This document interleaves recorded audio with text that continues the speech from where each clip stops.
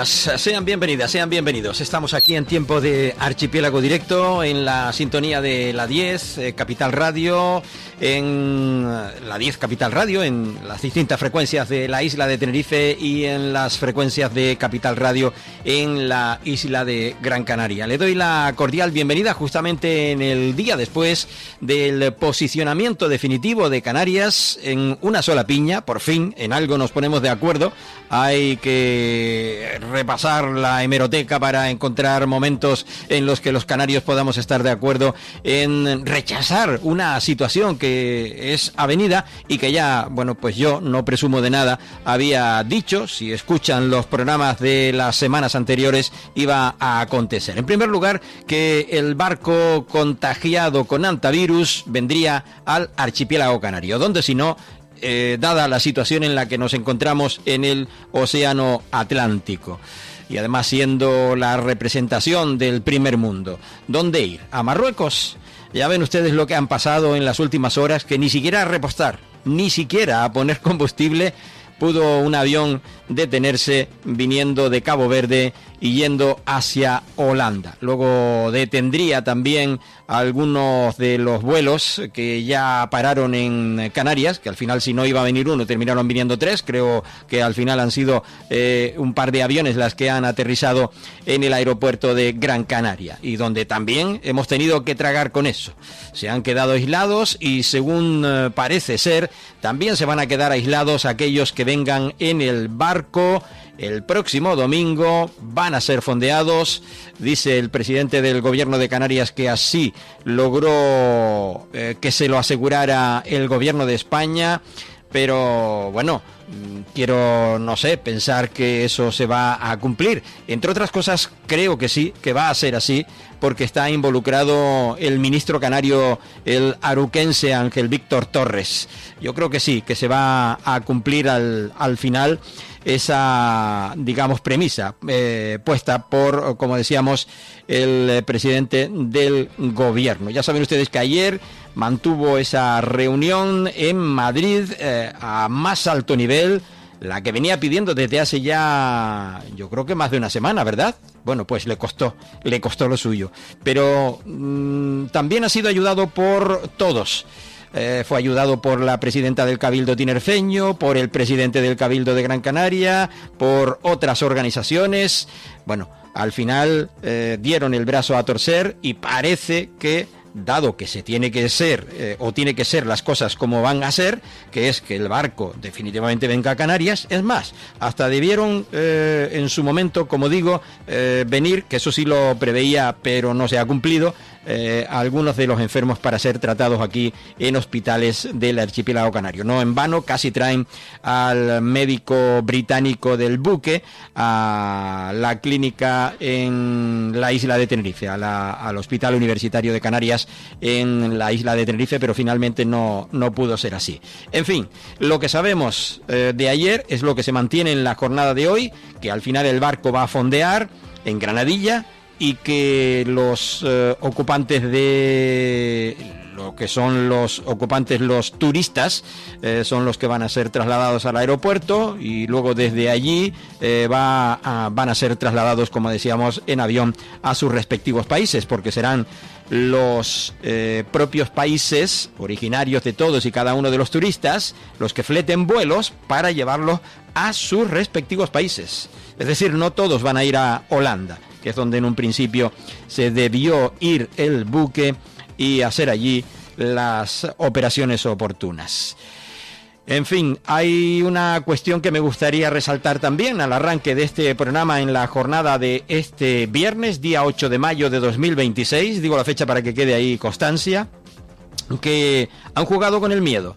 Están, creo que algunos jugando con el miedo, porque la situación es grave. Evidentemente, no soy experto, pero escucho a los expertos. Los expertos opinan que si una situación es controlada por los expertos, no tienen por qué tener miedo los ciudadanos. Bueno, pues están jugando con eso también. No se dejen asustar. Y seamos lo que hemos sido estos días. Piña. Medios de comunicación, partidos políticos, responsables de organizaciones no gubernamentales, el propio gobierno, los gobiernos de las dos principales islas del archipiélago canario, con opinión hasta de Casimiro Curbelo, presidente también de un cabildo de aquí del archipiélago canario y diputado también regional en el Parlamento de Canarias, que al final hemos sido, como digo, esa decisión tomada por parte del gobierno, pero por la presión también del gobierno de Canarias. Vamos a escuchar a Fernando Clavijo, que se lo ha ganado. Debo reconocerlo públicamente también. Pues la verdad es que tras la reunión con la ministra, pues ha sido más... la cosa parece que se ha ido encaminando. Creo que como gobierno de Canarias hemos dado absolutamente claro que no había ninguna obligación legal de acoger ese buque en aguas españolas y Canarias, no había necesidad de traerlo a las costas canarias, que evidentemente todo el operativo se podía haber montado perfectamente en el entorno de Cabo Verde, con el barco fondeado, como teóricamente se va a hacer ahora, y que el gobierno de Canarias sigue sosteniendo que someter a 4 días de travesía, 3-4 días, a esos pasajeros con la ansiedad que deben de tener, era innecesario, y que esa evacuación aérea se podía haber hecho perfectamente en Cabo Verde, en cualquiera de los 2 aeropuertos internacionales de Sar o de Praia. A partir de ahí, yo creo que es muy positivo que se haya atendido a la petición del gobierno de Canarias de que el buque no atraque, que fondee. Yo creo que eso mejora las garantías y las condiciones de seguridad, y que el traslado de los pasajeros, con o sin síntomas, se vaya a hacer con un barco que va a ir a recogerlos en el buque, los trasladaría, los dejaría en tierra, y con todos los equipos de protección individual se meterían en vehículos y se llevarían directamente al aeropuerto, al avión, porque los pasajeros no se van a bajar bajo ningún concepto si el avión no está ahí en el aeropuerto, para que no tengan que estar esperando en ningún lado, sino que de los vehículos directamente a Escalerilla a subir, y que retornó a su país de origen. La otra cuestión es que, salvo que algún pasajero en este trayecto empeore y entre de gravedad, ningún pasajero va a ser atendido por la sanidad canaria, con o sin síntomas, insisto, si no corre peligro la vida del pasajero del barco, ir al avión, y del avión a su país a pasar allí la cuarentena. Y en el caso de los 14 españoles, pues será en el Hospital Militar de Madrid, donde tendrán que estar sometidos a esa cuarentena bajo la custodia de Sanidad Exterior del Ministerio. Y luego, por último, hay otro asunto que era importante, que eso no ha quedado del todo claro, pero que espero que en los próximos días lo podamos despejar, es que la tripulación del barco, si no tiene síntomas y está enferma, continuará con el barco hasta Holanda. Es decir, la tripulación del barco no tiene por qué bajarse. Pedimos que no se baje del buque, sino que una vez que baje el último pasajero, el barco continúe su marcha hacia el país de donde tiene la bandera, que es Holanda, de tal forma que el proceso de desinfección y todo lo que haya que hacer al buque sea realizado en Holanda, que es en este caso el país donde el armador tiene la bandera. Esto no ha sido confirmado así.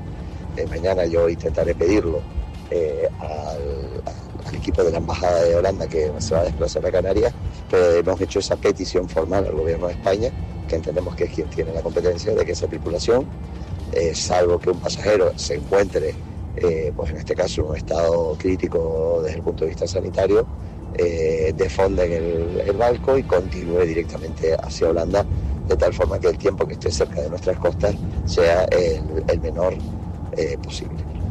Bueno, pues son unas valoraciones hechas para aquí, para esta casa, pedida por nuestra parte al Gabinete de Comunicación del presidente canario, Fernando Clavijo, que ya había hecho ayer valoraciones, pero estas serán unas valoraciones hechas explícito solicitadas por parte de nuestra redacción aquí en la 10 Capital Radio. Le escuchábamos antes de hacernos esas valoraciones, pues hablando, exponiendo largo y tendido en Madrid, rodeado de micrófonos y de periodistas, explicando después de esa reunión en la salida al presidente del gobierno, que no hubiese querido estar estos días en su chaqueta porque este hombre lo ha tenido que pasar fatal, ¿no?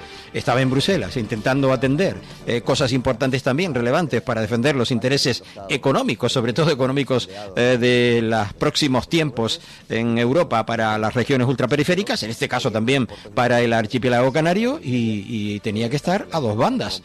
Yo creo que ni dormía ni comía porque estaba peleando también esta otra situación y defendiendo aquella ante Bruselas. Como les digo, estas eran las declaraciones que duraban en torno a 15 minutos y que hacía en la salida de la reunión en Madrid en la jornada de ayer en la mañana. No podemos hacer nada.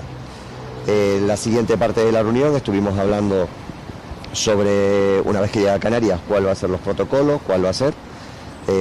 Una buena noticia, nos han transmitido que el buque en ningún caso atracará, solo fondeará, con lo cual creemos que es una muy buena noticia porque vectores de posible contagio y de riesgo pues se disminuyen y por lo tanto la evacuación de esos pasajeros va a ser con una lancha o una nave nodriza que pueda ir, recogerlos, trasladarlos y llevarlos al aeropuerto. En ningún caso los pasajeros saldrán del buque hasta que no esté la aeronave en el aeropuerto y que se hará con todas las garantías, pues en este caso de protección, de los equipos de protección individual para evitar cualquier tipo de contagio y transmisión. Luego, la buena noticia es que el buque no va a atracar y el Gobierno de España lo que va es a exigir y a autorizar tan solo el fondeo. A partir de ahí, evidentemente, a lo largo de la travesía, que en principio se tienen que hacer distintos test y controles. Hay un especialista en epidemias en el buque de la Organización Mundial de la Salud. Hemos ido analizando que se irá remitiendo las informaciones al Gobierno de España, creo que son 72, 48 y 24 y después cada 12 horas, para ir monitorizando si hay contagios o síntomas de los pasajeros que están a bordo. Le hemos pedido que esa información nos la traslade, nos ha dicho que sí, por supuesto, que se va a trasladar a todos los organismos oficiales para nosotros ir viendo a lo largo de la travesía, que previsiblemente llegue el domingo por la mañana, para poder ir viendo pues si algún pasajero muestra síntomas, o si son todos asintomáticos y están en perfecto estado. Bueno, pues explicando el presidente del Gobierno de Canarias en Madrid, como le decíamos, a los medios de comunicación generalizados, haciendo referencia a todos los pormenores. Le preguntaban sobre los pacientes que pudieran necesitar pues asistencia médica. Yolanda, que con la que tengo junto con el cónsul una reunión en Canarias. Con la información que tiene ahora, están muy molestos por la falta de información. Usted dice que es competencia y decisión del Estado. No sé si le han pedido que el gobierno canario participe en alguna parte de este operativo y si lo van a hacer, aunque no estén conformes. El gobierno de Canarias, si hay algún paciente que necesite asistencia médica urgente, el Servicio Canario de Salud obviamente dará auxilio. Pero si no es necesario, el Gobierno de Canarias no solo no tiene competencia, sino que no participa del operativo.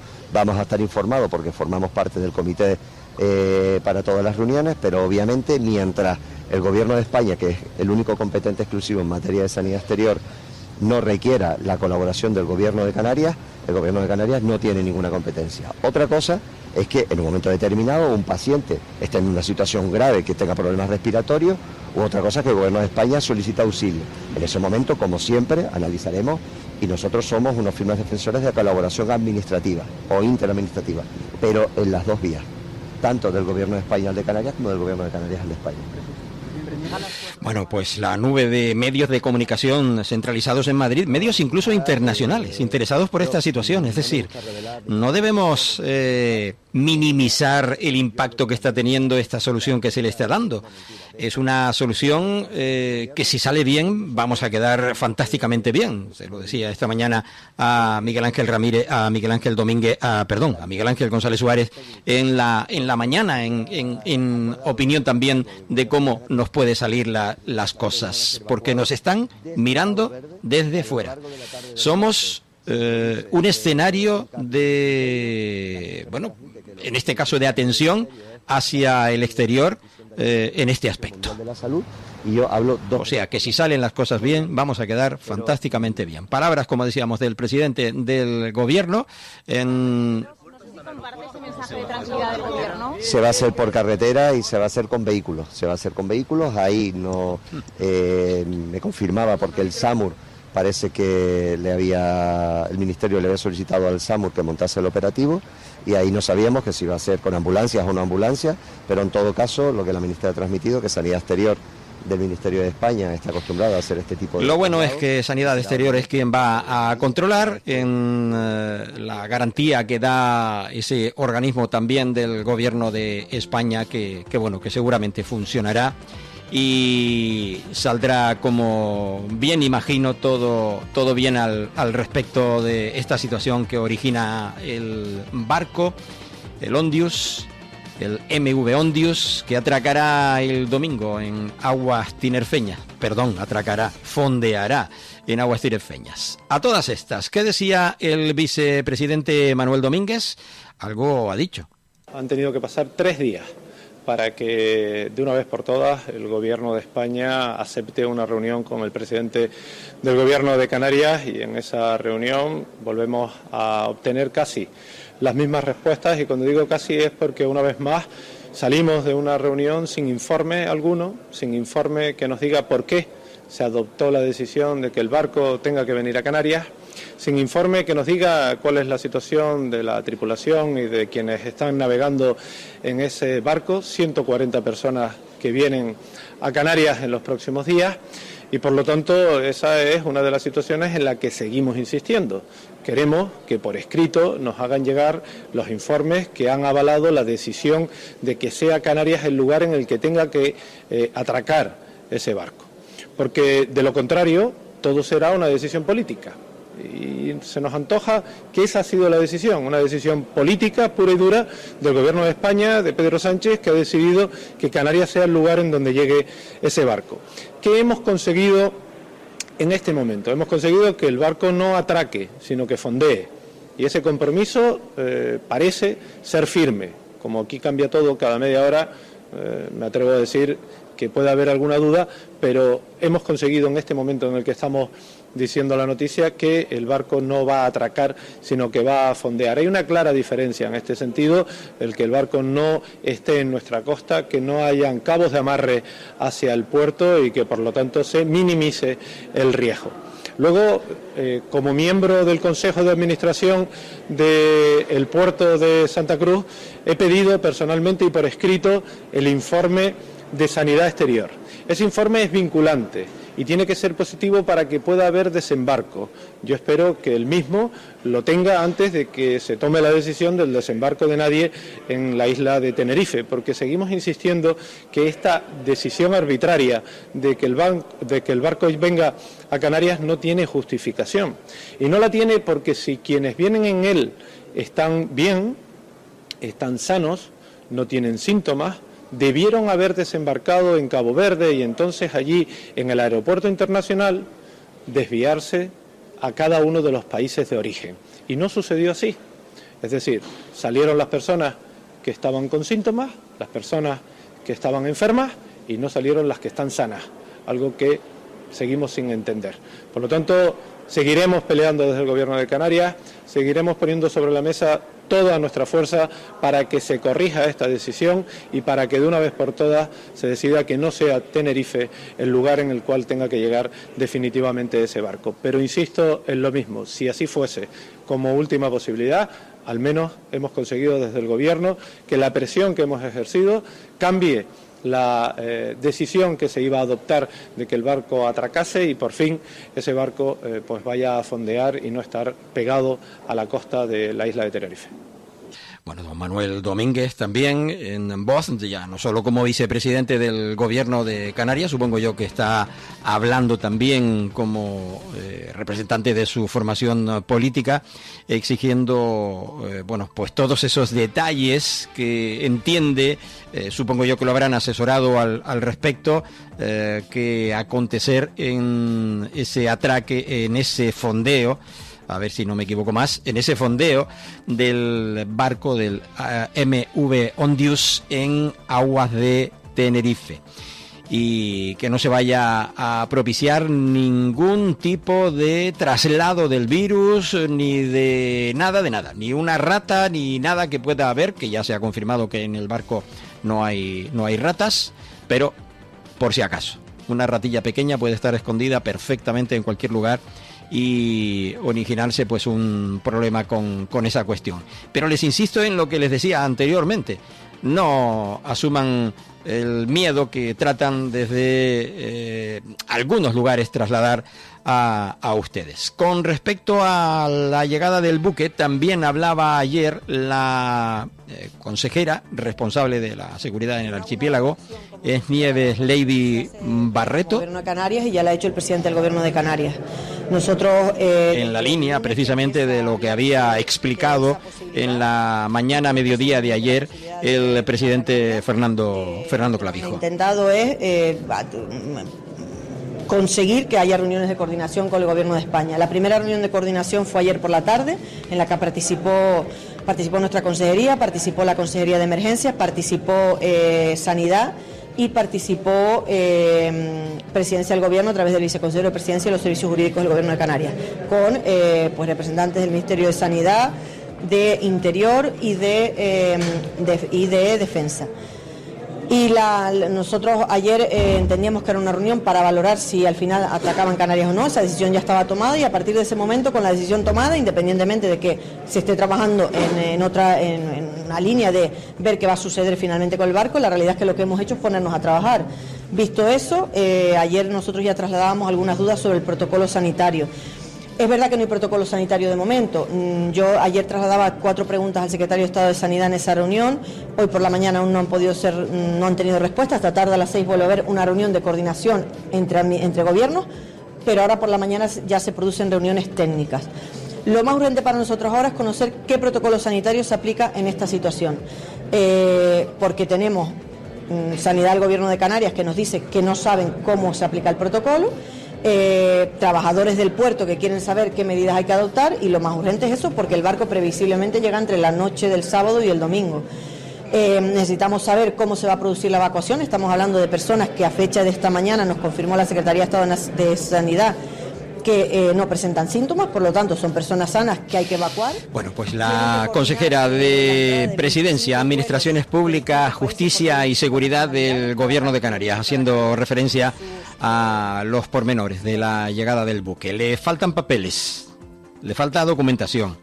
Está esperando que le lleguen de parte del gobierno y de parte de las administraciones públicas, o sea, la parte precisamente que tiene que administrar la situación para poder llevar a cabo las acciones que sean necesarias por parte de la aportación que realizará el gobierno de Canarias, que no es competente en esta cuestión, pero que tiene que estar ahí, con ojo visor, con ojo visor, porque esto nos lo cambian en 5 minutos.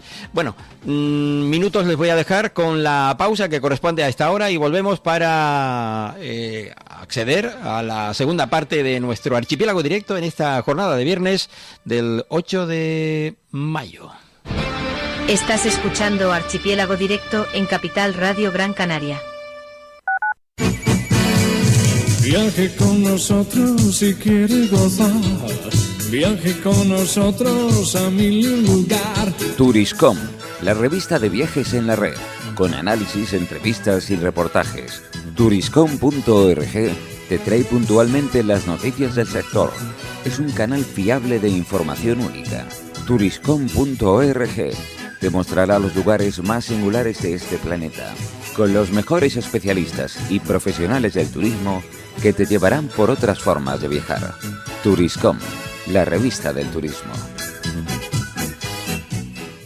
Si quiere invertir con seguridad en criptomonedas y busca asesoramiento legal y tributario en el universo de la economía digital, en Glitae Abogados le acompañamos asesorándole en inversiones en criptoactivos, constitución de empresas con capital social en bitcoins, tokenización de inmuebles, wallet frías y relaciones con exchanges. Contacte con nosotros en glitaeveteres.com, donde puede realizar sus consultas de forma online de manera cómoda y confidencial. O llame al 922-211-257. 922-211-257.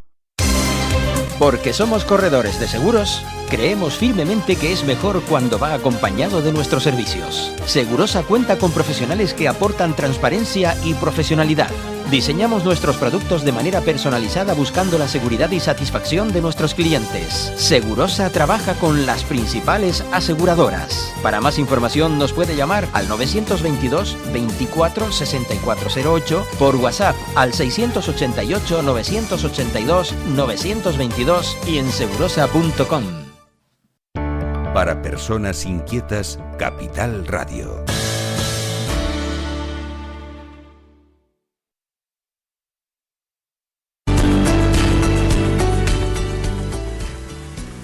Te recordamos que puedes seguir Capital Radio Gran Canaria en Facebook, localizándonos como Gran Canaria FM Capital Radio. En iVoox con igual nombre para oír los podcasts. Y para escucharnos en directo puedes hacerlo en la plataforma radiomap.eu, buscando nuestra emisora en Las Palmas. De paso, recuerda nuestro número de WhatsApp 689 443 487. Capital Radio.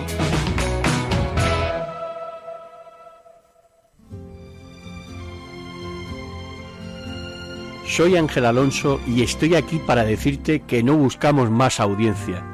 Tan solo queremos oyentes como tú que sepan apreciar la calidad y las cosas bien hechas. Objetivo La Luna. Aquí, en Capital Radio Gran Canaria. Capital Radio es un buen soporte para darte a conocer o promocionar tus servicios o productos. Puedes publicitarte pidiendo información sobre nuestras ofertas de campaña en el 828-045-057. Publicidad a nivel regional o solo para Gran Canaria. Infórmate sin compromiso.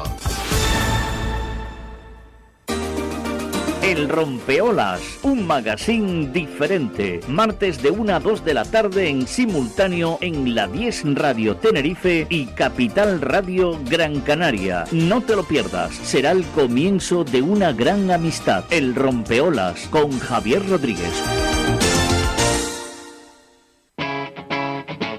Capital Radio. Gran Canaria, 101.2 FM.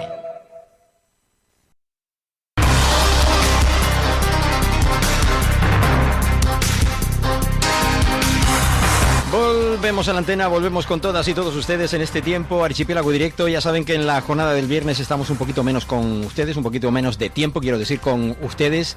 Unos días de mucha labor, de todas formas estamos atentos de la actualidad y si fuera necesario realizar especiales informativos como el que realizábamos en la jornada del jueves, haciendo referencia única y exclusivamente a la situación generada por la llegada del buque MV Ondius al archipiélago canario y por la situación propia, como describíamos en el espacio que ofrecíamos aquí en la 10 Capital Radio, con una magnífica aceptación por parte de la audiencia. Quisiera dar las gracias en nombre de la 10 Capital Radio y de Capital Radio en Gran Canaria a todos aquellos que nos alzaron a las primeras posiciones de lo más escuchado en Canarias en el espacio de la jornada del jueves. De la jornada del miércoles, la jornada del miércoles. El especial fue la jornada del jueves o del miércoles. Hay veces que uno no sabe el día en el que está, por eso, por la cantidad de tarea, ¿verdad?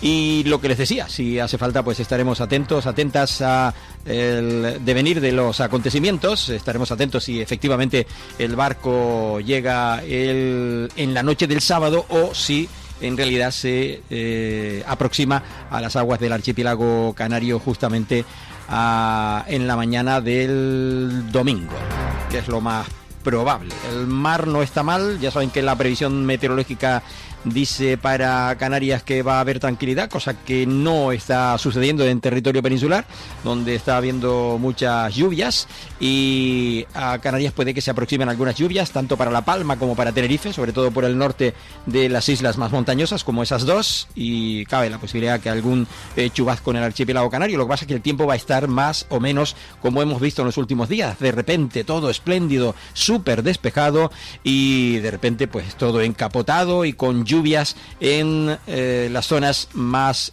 montañosas del archipiélago canario. Y ayer se produjo un hecho también importante, relevante, del cual pues el patronato del Parque Nacional del Teide no está totalmente de acuerdo. Ayer el Cabildo de de Tenerife, bueno fuera que el de Gran Canaria asumiera las competencias plenas de la gestión del Parque Nacional del Teide. Bueno, eso, el Cabildo de Tenerife asumió ya las competencias plenas de gestión del Parque Nacional del Teide por decisión propia, con el objetivo de mejorar y reforzar la gestión del espacio natural más emblemático de la isla y también de Canarias. Esta transferencia, que viene de la mano del Gobierno de Canarias, marca ese inicio de esa nueva etapa basada en una actuación directa con recursos, planificación y una apuesta política decidida. Este cambio responde a una voluntad clara de impulsar un nuevo modelo orientado a la reducción de la presión sobre el Teide. A grosso modo, lo que se pretende es que no se siga deteriorando el entorno, que una zona protegida no siga sufriendo pues los pisotones que de manera continua pues están produciendo. Hay que tomar medidas, ya se han tomado en el Roquenublo, en Gran Canaria, ya se habían tomado en las dunas de Maspalomas. A pesar de ello, si no vigilamos, no estamos atentos, arrasan las dunas de Maspalomas, echan abajo el Roquenublo y destrozan por completo, aún no queriéndolo, el territorio. Porque somos humanos, tenemos que pisar, ¿verdad?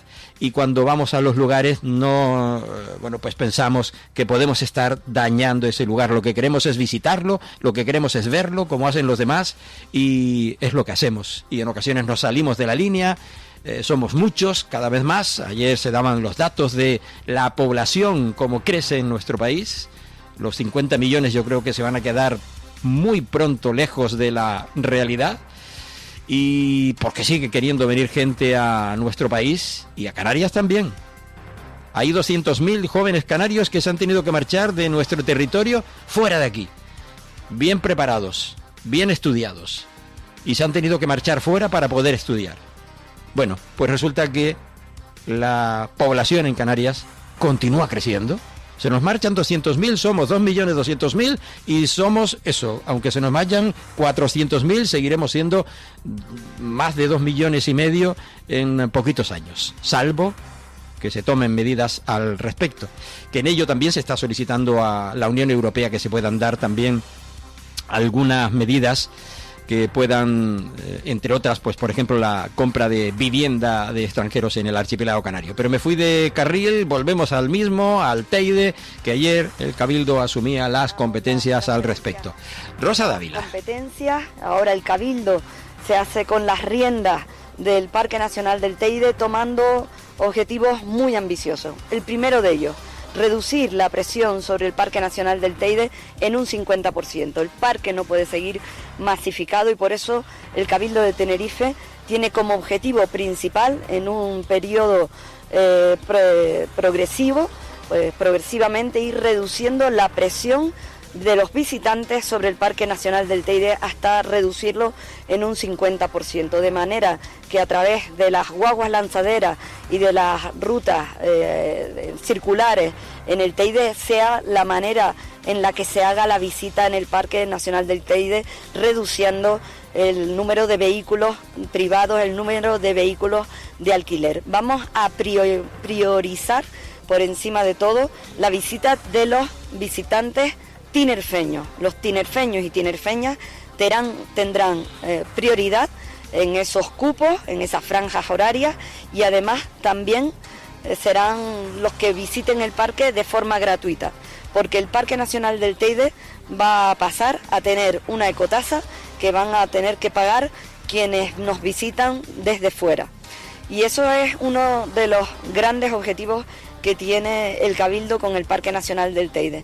Un segundo objetivo es mejorar la conservación y los proyectos de preservación y conservación de la biodiversidad en el Parque Nacional del Teide. No nos podemos olvidar que el Parque Nacional del Teide no es un decorado, es un patrimonio de la biodiversidad, de la geología y por lo tanto nuestros proyectos y todos los recursos económicos que consigamos de esas ecotasas van a estar destinadas a la mejora y la conservación del Parque Nacional del Teide, a los proyectos destinados a la preservación de su biodiversidad y a proyectos medioambientales que mejoren las condiciones del Parque Nacional del Teide. Y todo lo haremos con criterios científicos. Por lo tanto, este es un segundo objetivo para nosotros prioritario en la visita del Parque Nacional del Teide. Es decir, por un lado, y creo que de forma muy ambiciosa, queremos reducir la masificación que en este momento tiene el Parque Nacional del Teide de turistas. Bueno, pues deja claro lo que yo comentaba anteriormente, que no podemos hacer otra cosa sino tomar riendas en el asunto. Lo decía Rosa Dávila, presidenta del Cabildo de la isla de Tenerife. Este Cabildo, que es el que ha cogido el toro por los cuernos y está llevando a cabo esa acción, no otros que han estado anteriormente, ¿no?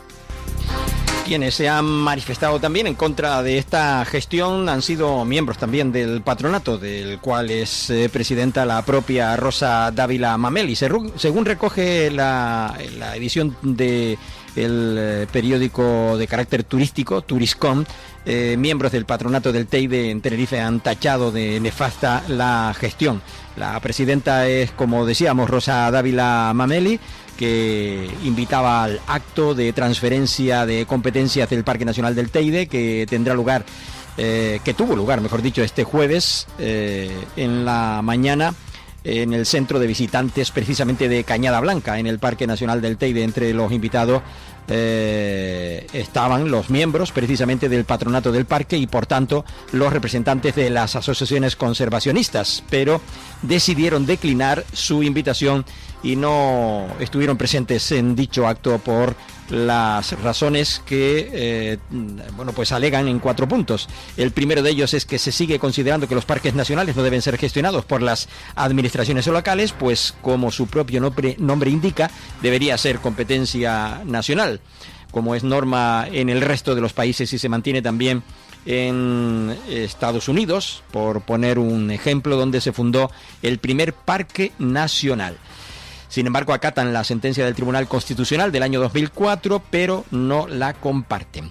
En segundo lugar, la gestión del Cabildo, como se comprueba en el nuevo plan, en el nuevo PRUG, invierte los objetivos del parque y subordina la conservación a otros usos que van en contra de la integridad de su flora, fauna y gea.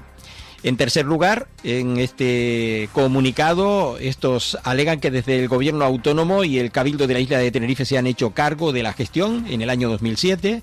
Los indicadores de la salud del parque del Teide han empeorado y con un aumento desmesurado del número de visitantes, disminución del personal propio para atenderlo, la autorización de actividades que antes estaban prohibidas o limitadas y no se ha potenciado el sistema de transporte público. Ahora eso sí se propicia. Y aparcamientos aparcamientos disuasorios, ¿no? Para que no sea mucho el tráfico que se adentre. En cuarto y último lugar, los representantes de las organizaciones ecologistas en el patronato han sido ninguneadas. Hemos sido, dicen ellos en este comunicado, ninguneados por la presidencia del patronato, o sea, por Rosa Dávila. Es más, ni siquiera se dignó a contestarnos en el órgano de participación cuando expusimos nuestros argumentos, en contestarnos en el órgano de participación cuando presentaban los argumentos en contra del proyecto PRUG, presentado por tanto por el Cabildo. Ese día fue el 29 de septiembre del año pasado, y que nos sentíamos de convidado de piedra en un organismo que teóricamente debería servir para debatir y en la medida de lo posible consensuar todas aquellas medidas que redunden en beneficio de nuestro parque. Es un escrito hecho público el pasado día 3 y que recoge, como les digo, la revista turística de internet Turiscom. Bueno, para que vean que no siempre estamos de acuerdo absolutamente en todo. Intentaremos hablar aquí en este tiempo de radio o en esta casa con miembros del patronato, si es que no lo hemos hecho ya.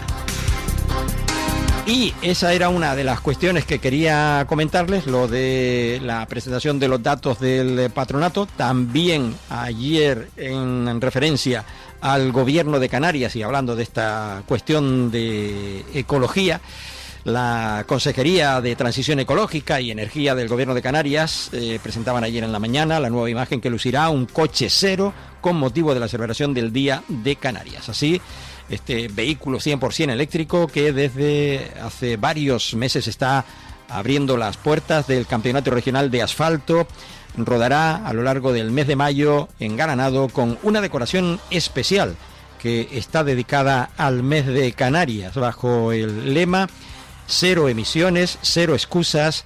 Se pretende impulsar la movilidad sostenible en el ámbito del automovilismo en las islas y concienciar a la población sobre la necesidad de avanzar hacia modelos de transporte más respetuosos con el medio ambiente. ¿Qué dijeron ayer? No sé si estas son las primeras palabras del consejero y si no, pues me perdonarán ustedes. Vamos a escucharla. Orgulloso y agradecido de que el coche cero de la Federación Canaria de Rallys lleve los colores de nuestra tierra, lleve los colores de Canarias en este mes de mayo, en este mes de Canarias, y creo que se rinde homenaje a nuestras islas, sobre todo pues teniendo muy claro que tenemos que respetarla y utilizando vehículos emisiones cero como este, porque al final estamos... Bueno, el consejero hablando de la Federación Canaria de Rallys cuando en realidad no está mal dicho, no está totalmente mal dicho, y yo no soy experto, pero no está mal dicho porque es de rally, además de rallys de asfalto, es la Federación Canaria de Automovilismo. Escuchábamos, como digo, a Mariano Hernández Zapata en este acto de presentación ayer de ese vehículo eléctrico. Con el acuerdo que tenemos con la Consejería de Transición Ecológica y Energía del Gobierno de Canarias, hemos puesto en marcha el coche cero, cero emisiones, cero excusas, para dar a conocer las bondades del vehículo eléctrico dentro de las competiciones. Por eso el vehículo cero, que está recorriendo las diferentes pruebas del Campeonato de Canarias de Rally de Asfalto, va a estar este fin de semana en el Rally de Adeje, como ya ha estado anteriormente pues en el Rally de Lanzarote y en otras islas. Por ello, la Federación Canaria de Automovilismo va a seguir durante este mes de mayo, mes de Canarias, con este coche, con esta decoración alegórica a esa festividad, pues en la isla de La Gomera la próxima semana y la siguiente de nuevo aquí en la isla de Tenerife con el Rally Sprint de Arico. Y posteriormente estará en un centro comercial aquí en la isla de Tenerife y seguiremos haciendo recorridos por todas las islas con todas las pruebas del Campeonato de Canarias de asfalto, así como los Rally Sprint y las subidas de montaña. Bueno, este es el presidente de la Federación Canaria de Automovilismo, Miguel Ángel Domínguez, que está al frente de la Federación Canaria de Automovilismo y que asistía ayer en Santa Cruz de Tenerife a la presentación del coche cero. Que el automovilismo en nuestra tierra es mucho más que un deporte, es mucho más que velocidad, es auténtica pasión compartida en cada una de nuestras 8 islas. Y hoy se lanza un mensaje claro por parte de la Federación Canaria de Automovilismo y por parte de la Consejería de Transición Ecológica y el Gobierno de Canarias en su conjunto.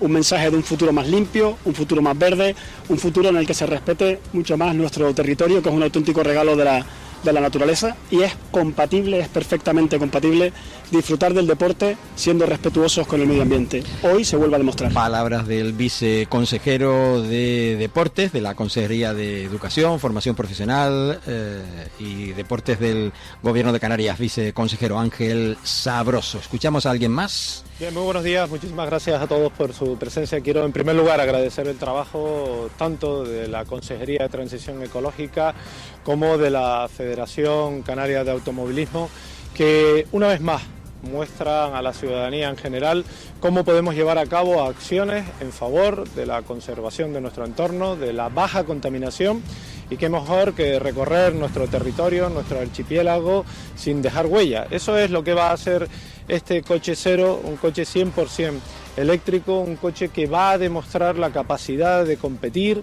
sin que sea contaminando nuestro entorno, algo que creemos sustancial y fundamental desde el Gobierno de Canarias, y por eso comenzaba mi intervención agradeciendo a ambos, a uno por haber apostado por esa... Palabras del vicepresidente canario, Manuel Domínguez, que también estaba en este acto presente, como decíamos, en la presentación del coche, como digo, realizada en la sede de presidencia, el exterior de la sede de presidencia de Tenerife. Y no nos queremos marchar del tiempo de radio de hoy porque se nos va volando el tiempo sin hablar de lo que se ha quedado opaco, se ha tapado con el dichoso barcos del virus, que bueno, pues en relación, y perdónenme por tacharlo de dichoso, pero bueno, que nos ha dado tanto quebradero de cabeza que sin ánimos de ofenderlo podemos tachar de esa forma, sin duda. Digo que nos opacó pues lo que al final ha pasado en Bruselas con esa visita del presidente. Ayer también se comunicaba por parte de la viceconsejería de la presidencia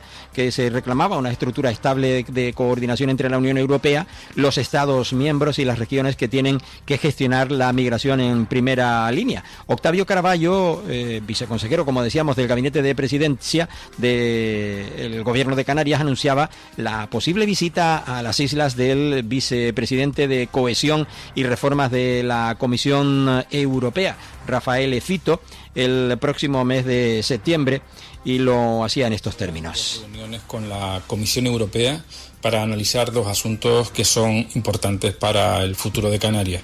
Por un lado, la próxima entrada en vigor del Pacto Migratorio Europeo y por otro lado, la futura estrategia para las regiones ultraperiféricas.